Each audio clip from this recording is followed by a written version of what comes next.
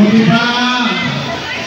pa ang mamamayan ng Maynila ang sinisigaw, umalik ka na. Yung isa, ang pinapala!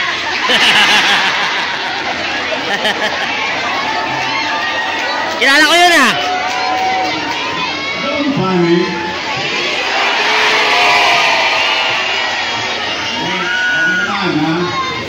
Ito, kung may halaga,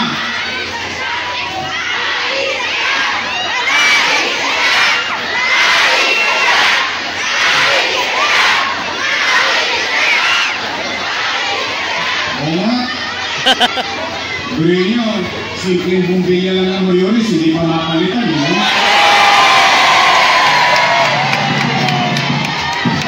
Putangin na ako, ma'am.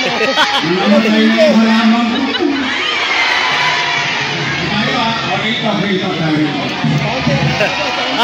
Tema.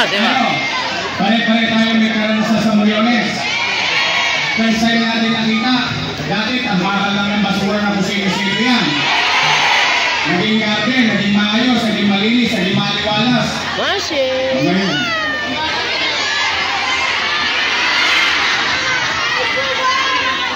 Ako naman hindi naman siguro kamahalan yung bumbilya, no? Oo, wala sindi. Napansin pa yun? Napansin pa yun? Walang malasakit. Wala talaga. Ano pa, kapag ang leader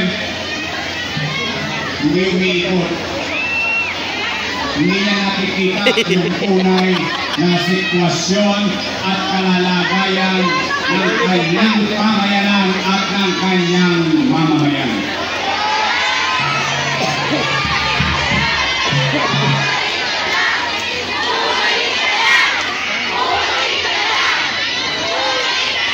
Wilto, gusto niyo ba talaga akong bumalik? Marami akong iniwang utang eh.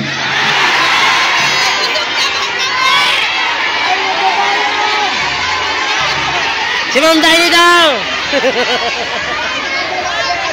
Dito sabi nila, inaraw-araw na kayo, gawin ninyo, ako na yata ang almusal nila, tanghalian, hapunan, yung isa naman, ginawa kong pulutan. Kaya marami daw tayo inutang. At ang sama na walang utang. Pero, ako naman ha. Sige, basta. Ito muna. Bago ko ito yan. Meron lang muna akong unang pakiusap. I hope pagbigyan ninyo ako. Hindi naman ito kabigatan. Mga nanay ko, mga tatay ko, mga lolo ko, mga lola ko, mga batang Maynila. Huwag kayong papatoy sa kanila. Alam ko, nasasaktan ang damdamin ninyo sa mga masasakit na salitang binibintang nila sa akin. Alam ko, sumasakit ang tenga ninyo, gusto niyo nang umuwi, pero hindi pa binibigay yung bigas, kaya ayaw niyo pa umuwi.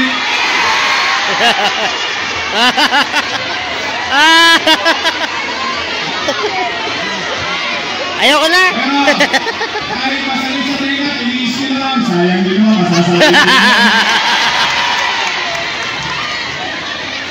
Alam ko, nakarinig na kayo. Si Dear talaga oh.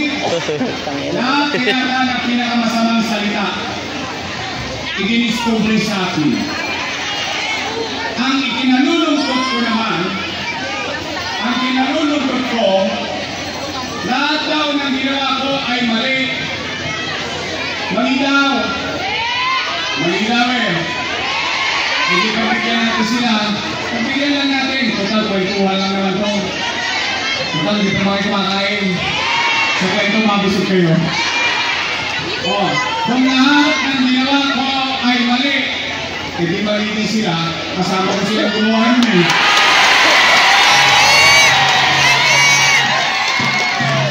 Hindi ka lang daw na pala.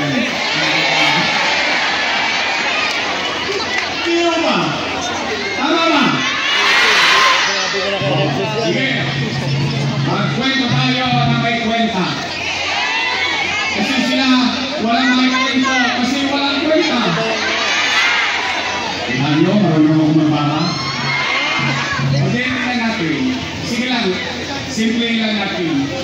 Kasi kahit pa paano, medyo marami-rami na to. Marami-rami na itong testigo.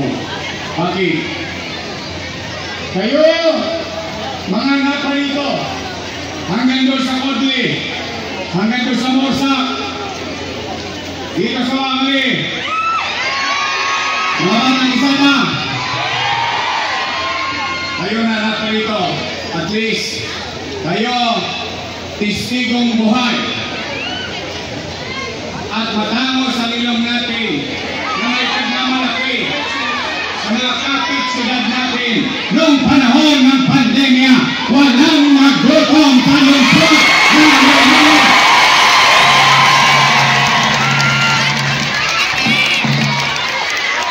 Mayaman, middle class, mahirap, walang pinili ang inyong yorme para makakain ang Maynila. Yun ang kwento. Lagyan natin ng kwenta. 700,000 families buwan-buwan tumanggap ng food box. Ilagay nila lang sa 1,000 bawat food box. 1,000 na lang. 1,000 na lang. 700,000 times 1,000, 700 million. Buwan-buwan times 8 months. 8 times 7, 5.6 billion piso. Saan ko kukunin yun? May patawag dito?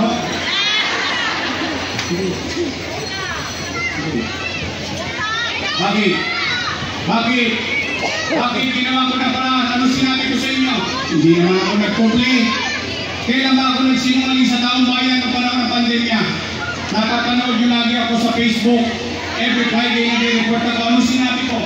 Ang sinabi ko, na magpapandemya na mag-lockdown na, natatakot ang tao, baka magutom, baka mamatay. Ano sinabi ko sa Facebook? Pumanatag kayo mga batang Maynila, huwag kayong mag-alala. Pag ako wala na may bebenta, wala na mautangan, nakita nito, meron na ito, ipatatas ako to kay Tambunting, makaraos lang tayo.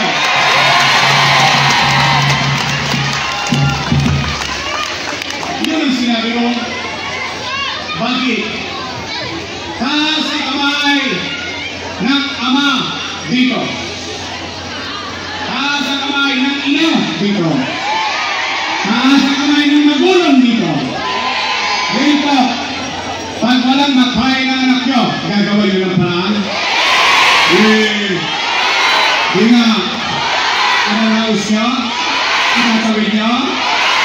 Yun din ang ginawa ko bilang ama ng 2 milyong Manileño. Noong panahon.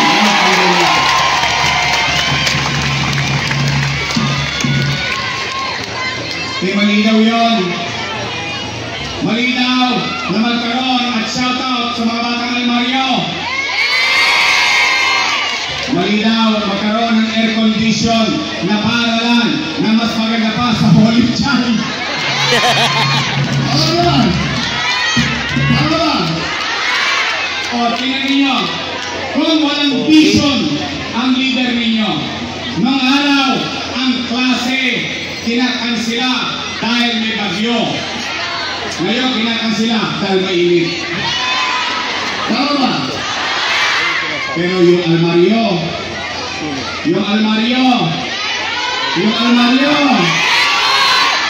bigyan ng jacket yan.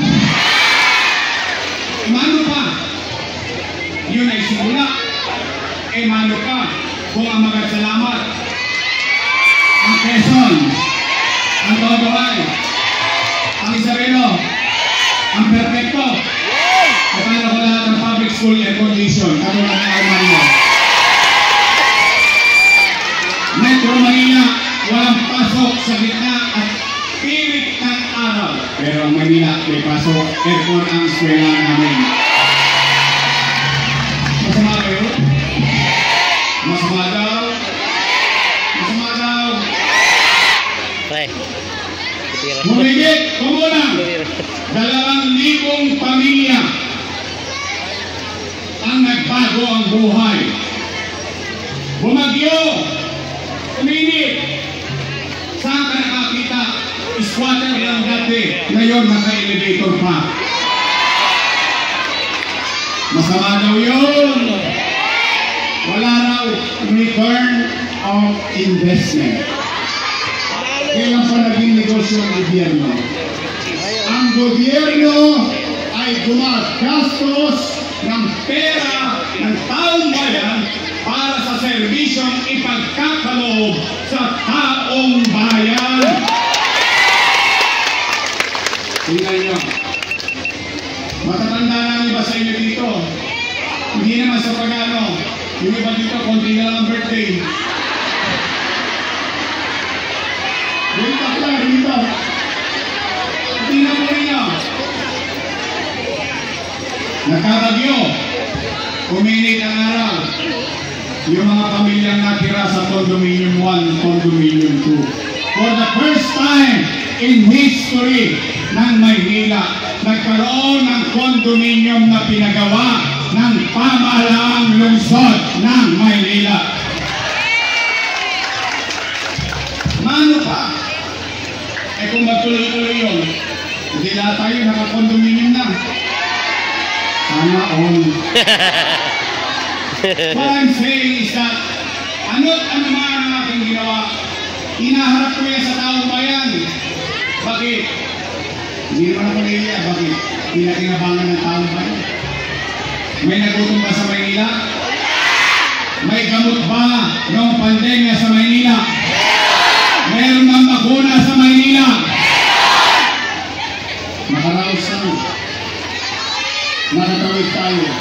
Tulad ng gusto ng isang ina, ng isang ama, o ng isang magulang, mairaos niya ang kanyang mga anak.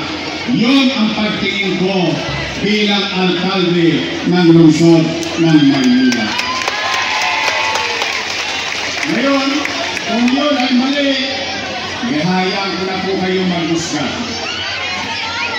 Ngayon, kung naniniwala naman kayong tama ang ginawa ko, nalulungkot na ako, yung mga dati kong kasama, nung araw, papuri rito, papuri roon, papuri kahit saan, palakpak dito, palakpak doon. Ngayon ako na pinakamasama sa kanila. Eh, ang tanong ko, at ang tanong ng mga taga-Maynila, ano ang ginawa ninyo sa loob ng 3 taon? Madami daw. Anong gusto ninyo?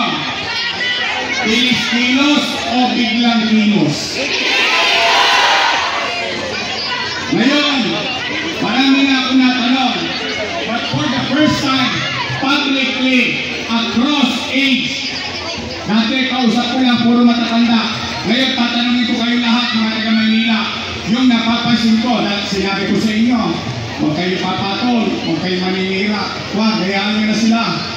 Pagayaan natin, pero tatanungin natin ng taong bayan. Tatanungin natin, kung napapansin nyo, yung napapansin ko, kaya kayo ang sasagot. Bakit? Kayo ang nakararanas kung totoo ba o hindi. 9, 5, mga lulot-lola ko, napapansin nyo ba dumudugyot na naman ang Maynila?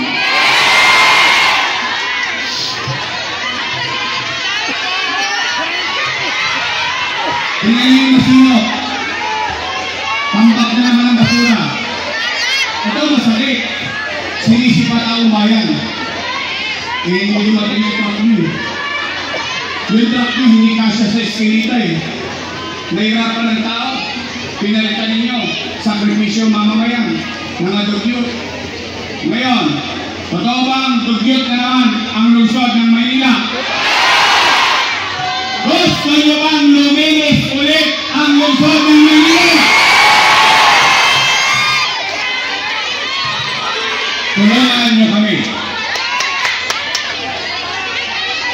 Lilinisin ko ulit ang lungsod ng Maynila. Pangalawa, napapansin nyo ba? Kaliwat kanan na naman ang mga tulongges sa lungsod ng Maynila. Araw-araw na naman tayo sa lahat ng news outlet.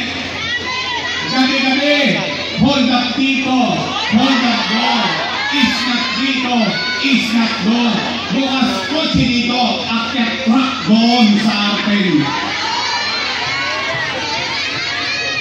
Ano lang nangyari sa atin? Nung panahon ko, nagsialisan lahat yan, yung mga tulongges, nangatakot lahat yan. Bakit? Dahil ng panahon natin, may gobyerno sa umaga, tanghali, sa hapon, sa gabi, hanggang madaling araw, may gobyerno sa lupag ng Manila. Ngayon, ano pakiramdam ng mga nanay? Ano pakiramdam ng mga tatay? Bumili na. Kung yung anak nila galing sa eskwela, galing sa trabaho, pag-uwi, kumuhay pa. Kuha ka na ako ng may cellphone. Kuha ka na, hold up. Nay! Tay! Niyawa Diyos, sa tulong ninyo, nakabalik tayo. Ibabalik ko sa inyo ang kapanatagan ng pamumuhay sa lungsod ng Manila. We will fix the city, which ayusin natin, didisiplinahin natin, kakalawitin ko ang lahat ng tulongges sa lungsod ng Maynila nang makapamuhay naman tayo ng payapa at panatag. Ibabalik ko sa inyo ang pakiramdam ninyo na habang natutulog kayo sa peligro de ora, nasa isipan ninyo, alam ninyo, hindi natulog nyo dahil iniisip nyo, si Yorme, alauna na madaling araw, nasa kalsada pa. We will bring back order in the city. We will put it in right perspective. We will be competitive again. Nung umalis ako, nung sinimulan ko ang Maynila, we are number 16. Nung umalis ako, number 3 na tayo. Ngayon, number 16 ulit. Kaya, pasensya na kayo. Nakatakas. Ba't ako may brain? Nagkamali ako. Ako may brain tumor, pare. Nagkamali ako sa inyo. Ano laki ng ulo? Pamarin niyo ako. Busog. Ang akala ko, hindi ko alam kung akala nyo rin. Akala ko, tutuloy na lang yung ginawa natin eh. Ang ginagawa ko pa. Ngayon, total, tayo lahat at hindi raw tayo nakatulong sa kanya. Sa interview niya, hindi raw tayo nakatulong. Total, tayo naglagay sa kanya. Samahan ninyo ko, alisin natin sila lahat sa silong.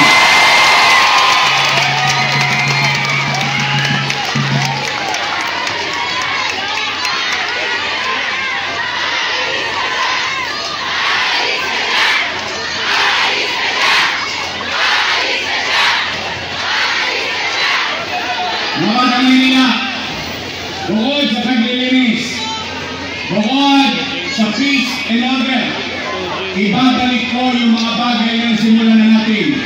Minimum basic needs, healthcare, education, housing, and jobs for the people of Manila. Kaya, uulitin ko, sigurado ba kayong gusto nyo akong bumalik? Sigurado ba kayo dyan? Promise? Next one? Matay mo sila? Next one. Oh. Again. Nay, mga batang Maynila. Pakiusap ko lang, ha? Ulitin ko, ha? Huwag po kayong magsalita ng masakit laban sa mga kalaban ko. Kabayaan nyo sila. Let's just move on. Let's just move on. Dahil at the end of the day, ang importante, kayo, tao, mamamayan, ang mahalaga sa halalang ito, hindi ang mga politiko. Kami, instrumento lang ng pagbabago. Konsepto, talino, karanasan, lakas sa pangangatawan. Ngunit, ang lahat ng yan ay pag-aari at ang may tanging kapangyarihan ay ang mamamayan na kanyang nasasakupan. Mga batang tundo, uwihan na tayo. Bukan na ako. Gusto niyo na umuwi. Bago tayo umuwi, maraming salamat sa pagpunta ninyo dito sa Plaza Morales. And let me take this opportunity. Kita niyo, meron na ako mag-English yan. Dahil pagkilala sa inyo, ngayon gabi, sa proclamation rally natin na may programa natin ng ating mga kandidato. Nasa kanan ko, si Sharon Cuneta. At kabayan natin, Dr. Irma Alfonso.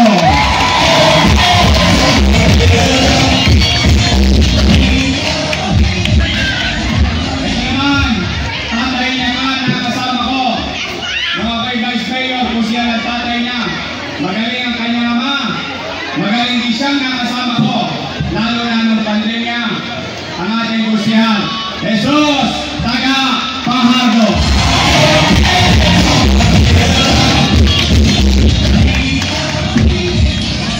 Unang tago pa lang ng chairman, kasama niya na ako. Naniniwala ako sa kanya noon, naniniwala ako sa kanya ngayon, at patuloy ako maniniwala sa kanya. Paul Hernandez.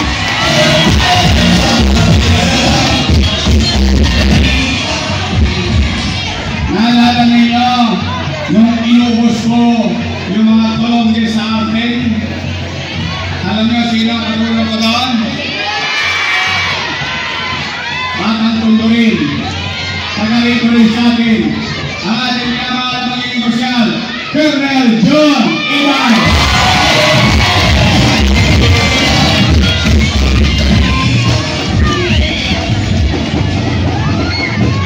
Shout out sa mga kasinilad ko, mga batang tasikot yan. Naalala nyo ng bata tayo, pag may basketball, magsusulisit tayo kay Bansay. Hoy, shout out yung mga batang Bangaso sa Morsa.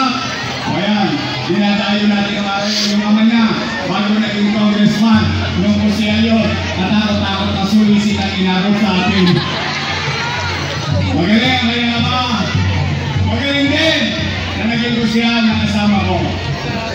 Matigas pa. Kaya pa. Ang ating minamahal kusya, Eric Ian Nieva.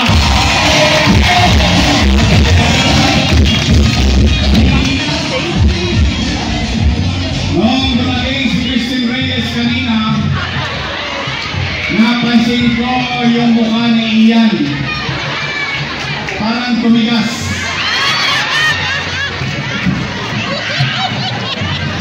Tumigas yung panga. Ano ko mai-stroke na mo. Hindi. Halos maganda bali yun eh. Nakakagawin natin.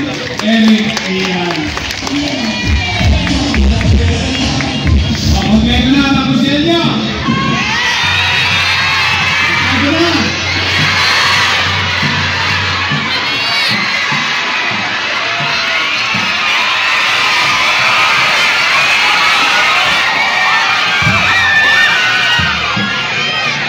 Pinagaling naman suka na ngayon yan.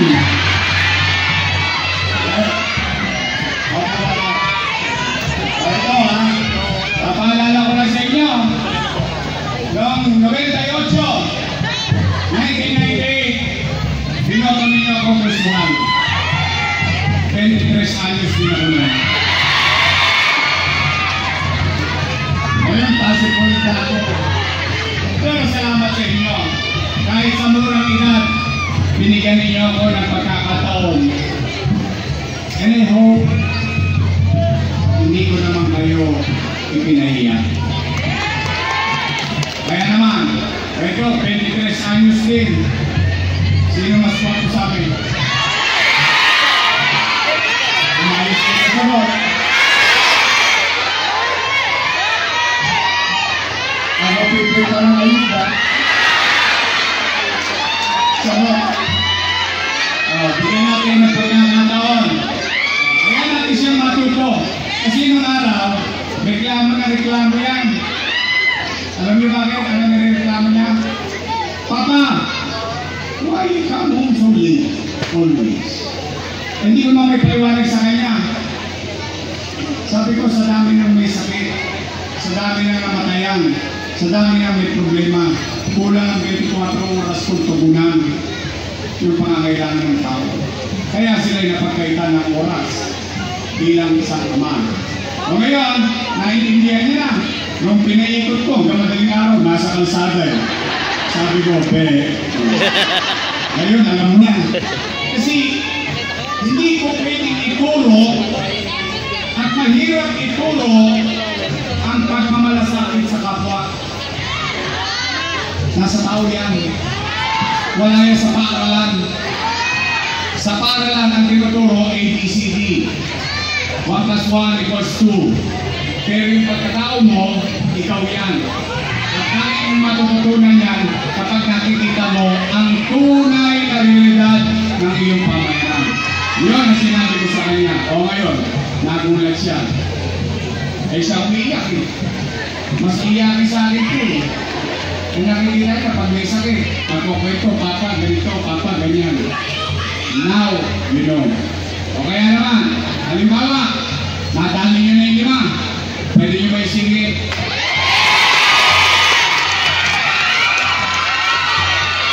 Isingit niyo na yung anak ng misis ko. Joaquin Domagoso!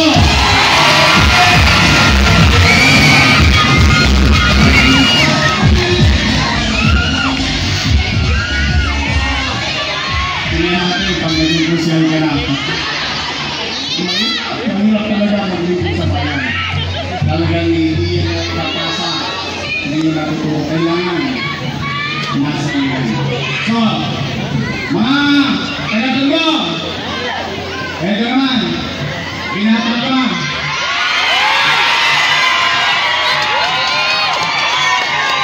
Yasin pa. Taas niya ang kamay ng talaga ito. Parang mukhang pulgara na kayo.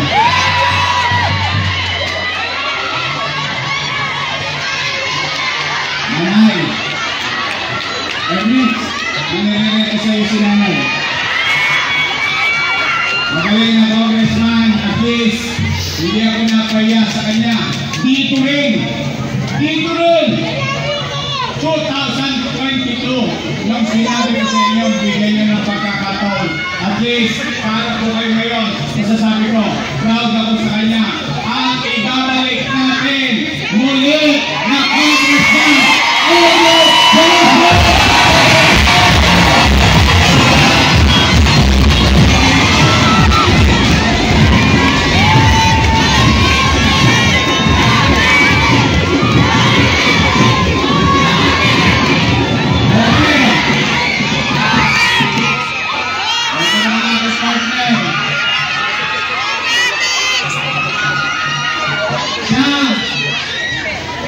Ay mukha lang 19.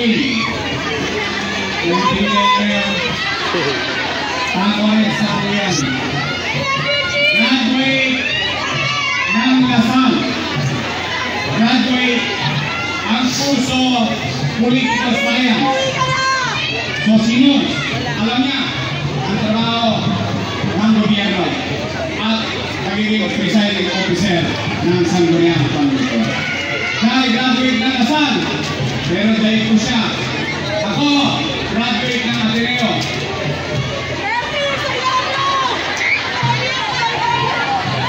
Parang hindi naman maniwala. Iwasa, marami ako mga klase dito. Ako, Ateneo. Ateneo, Bitondo. Tondo High School. Oh, graduate ng Lasal, Political Science, aral sa kanyang ama, dating Vice Mayor and Presiding Officer. Gawin natin, ilagay natin ang maasahan natin Vice Mayor, Chief Atienza!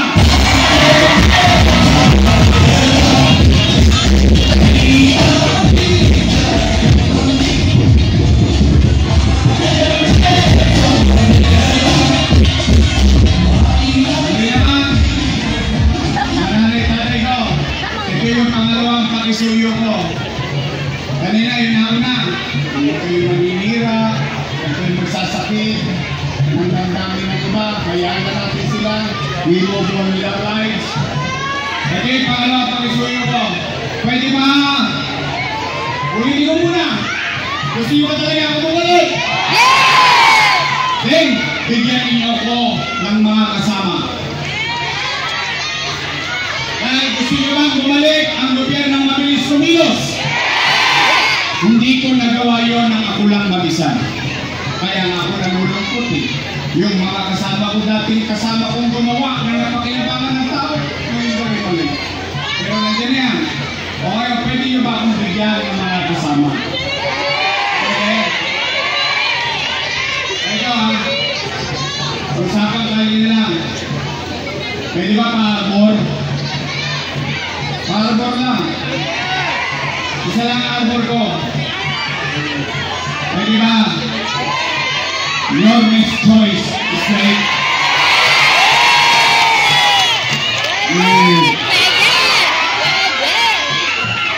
Bakit sila charot-charot mo?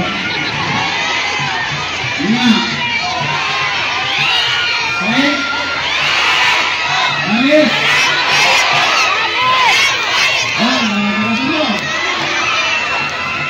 Pagkatapos ng eleksyon, bibigyan ako ng dividendaso. Titingnan ko kung may pwede ba kayo. Pwede, straight? Talaga? Oo. Paano na, yung iba dyan, yung mga naupo, madaling lapitan. Ayun, alam pa. At seriously, pwede ba makisuyo? Bigyan ninyo ako ng mga kasama mga katrabaho ko dahil gusto kong ibangon muli ang lungsod ng Maynila. And I can do that with them. So pwede, your next choice is straight! Ah, sa mga na gusto straight! Maasa ko. Ang sabi ko sa inyo, pag kayo'y nagtotoo, maglilingkod ako ng maayos. Gagawin ko ulit yung ginawa ko na dati. Uulitin ang natin. So muli,